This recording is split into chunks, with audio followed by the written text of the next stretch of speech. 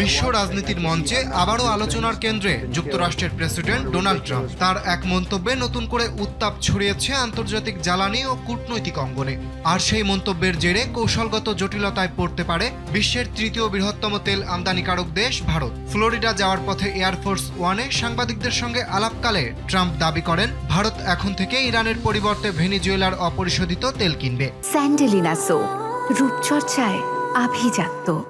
যুক্তরাষ্ট্র দীর্ঘদিন ধরেই ভারতকে ওয়াশিংটনের কৌশলগত মিত্র অথবা যাদের উপর কোনো মার্কিন নিষেধাজ্ঞা নেই এমন দেশ থেকে তেল আমদানিতে উৎসাহ দিয়ে আসছে। মূলত ইরান থেকে ভারতকে দূরে রাখতেই এই কৌশল নতুন করে সামনে আনছে যুক্তরাষ্ট্র।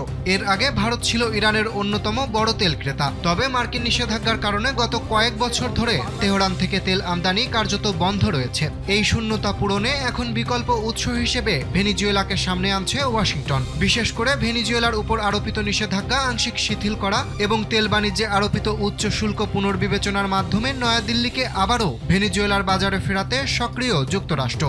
This is incumbent upon President Putin.